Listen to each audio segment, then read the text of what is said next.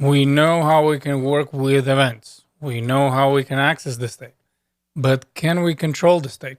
Can we make some kind of dynamic changes as we're clicking, let's say, the buttons?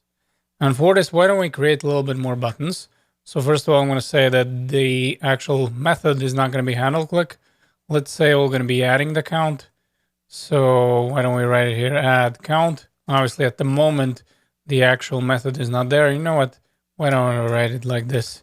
Add count. And now let's change it. So it's not going to be handle click. We're going to delete this guy. And we're going to say, yeah, there's going to be method.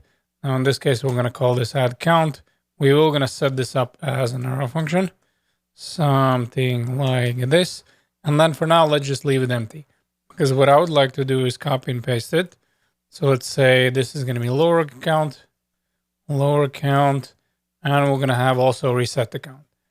As you can already probably guessed it, what we're going to do right now is we're just going to copy and paste it. I'm going to say 1, 2, 3. These are going to be our 3 buttons. And then we're going to be, let's say, resetting the count in the middle one, as well as lowering in the, I don't know, the third one, I guess. So let me save this. And I can see that I have 3 buttons. Well, all of them still do have the add count. So we obviously would need to change that as well. Let's say reset. That would be my middle one, as well as lower the count would be my far right one. Okay. What else is happening? We would need to figure out how we can change that. And since we are experts in JavaScript and based on our previous experience, well, what we would do?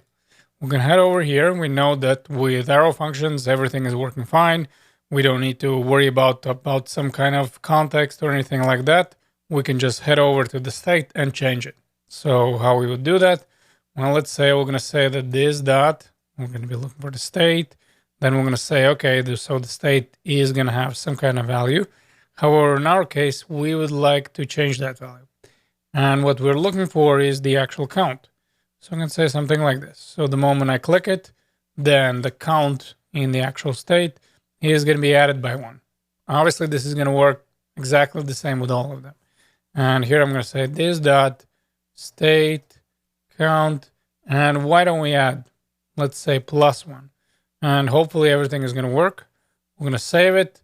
And before we even do anything, we see a big fat warning. Okay, let's still ignore this. We can keep on clicking and nothing is happening. So why don't we test it out the first one? And still we have no actual value that's being changing in the state because we can click all day long. But the main idea is like this. Do not, again, repeat, do not mutate the state. State is immutable. The whole deal, how the React works is that React is keeping track of your state, of the initial value and all that. And then behind the scenes, this is where React runs the virtual DOM. So then it checks, okay, so there's some change, and that's the reason why only the change is applied to that specific part, what you changed. And if you're going to be mutating the state directly, which by the way, you're not going to be able to do it this way anyway, then you're going to be breaking that whole system. So that's the reason why we have the method of this.setState, because it does the shallow merge. So it just checks for the properties that are there, but behind the scenes, it keeps the old value in a state. So at this moment, you can see that I'm just grabbing the state and I'm saying, whatever, okay, so there was some kind of value, but now this is going to be 2. So what you're allowed to do is use this.setState, and that way you're doing the shallow merge and you're not, again, mutating the state because the state is immutable. As you can see, again, do not mutate the state. Use the state instead. And again, if you want to see that in the integrated terminal, we can open up it over here. And again, you're going to see on the line 13 that this is what they're telling. Okay. So why don't we test it out? And first of all, why don't we just get rid of this?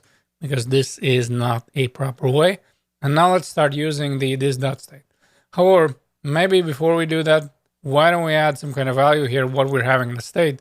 Because that way, at least we're going to be able to see whether everything is working. So let's say some heading 3. We know that we can access the value in a state. So this.state, and we're going to call this count. We can also set it up to maybe some kind of name. So count and colon. We're going to save it, and then there's going to be our count. And now we're going to head over back to the add count. And why don't we do the proper way with this.setState? And for this, again, we just need to run it. This.setState, that would be the method name. However, the way this one works is there's going to be a few possible ways.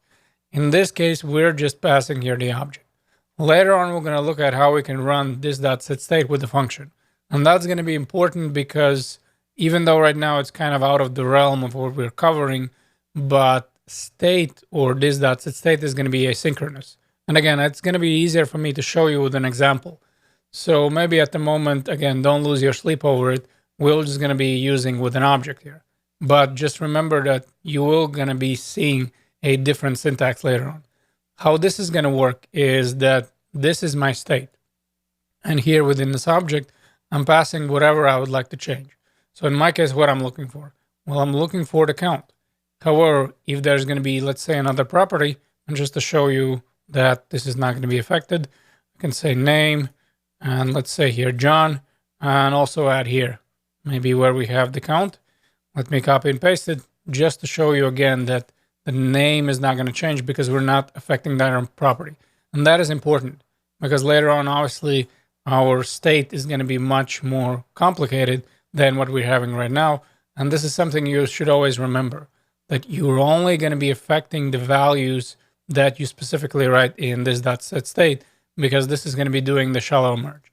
So in our case, I'm going to say that, okay, there will going to be in a state value of the count, and will going to use this dot, and then I'm going to be looking for state, then the value, whatever it was, as well as +1. And now we can, I guess, test it out.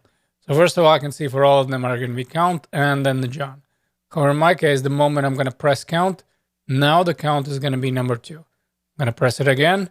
Then again, this is going to be number 3. And in this case, what you see is that John is not being affected. Only if I'm going to head over here and I'm going to say, yeah, I don't like that name. So I'm going to say name. And why don't we set it as a Peter? So now we're going to save it. Obviously, this is going to work only the first time. So the first time we're going to click it, notice that this is going to change to Peter. But then since we already have clicked it, unless we refresh the page, then again, we're going to have John.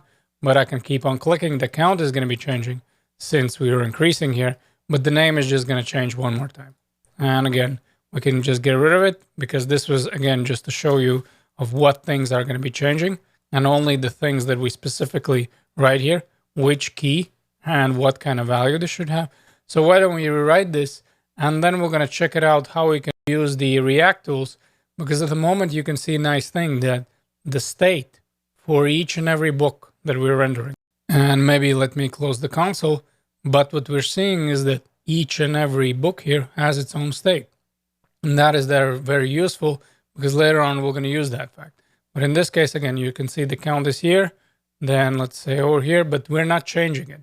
So if I'm going to press on the first one all the way up to the 10, this is not going to affect any of these other books because they all have their own separate state. So why don't we do this? Why don't we add the function? I'm going to say here like this. Instead of maybe lowering the count, we would want to decrease the value. And then in this case, why don't we set it to 0? So again, copy and paste it. This.state count. We're just going to set it to 0. I'm going to say count is going to be resetted all the way down to 0. And for this, why don't we test it out again, the React developer tools. So I'm going to make this kind of big. Then we're going to open up again console. And then we're going to be looking for the React. Now within the React, let me close some of them because this is going to be kind of big. So I'm going to close the book. And now I can see that I have 6 books. However, what do you see here on the right-hand side for these books? So let me make this bigger. As you notice, now we know what we're talking about. Remember in the beginning, I showed you the React developer tools and it was kind of like, okay, good to know, but I mean, it didn't make any sense. Look at this right now. What do we see? I mean, we already can understand a lot of things. So this one says, okay, the key is here, key is 1. Then info is what we're getting, right? So we're passing the props. We're getting the info as author, the ID, image. Then the state here is equal to the 1. So why don't I go here? And then as I'm adding, check this out. So obviously my count is increasing. I want to lower it, then the count is going to be lowering. I want to reset it, then the count is going to reset. And the same thing would work with all of them. So just because I'm, again, affecting the first one, on my third one, nothing is changing because each and one of them have their own state. And I guess the biggest takeaway that I would say from this video is the fact that always use set state, whether you're going to be using it as a function, because again, we're going to check it later how we can pass here the function, or you're going to be passing here the object, but always use the set state because state is immutable. And that's the reason why we have this method.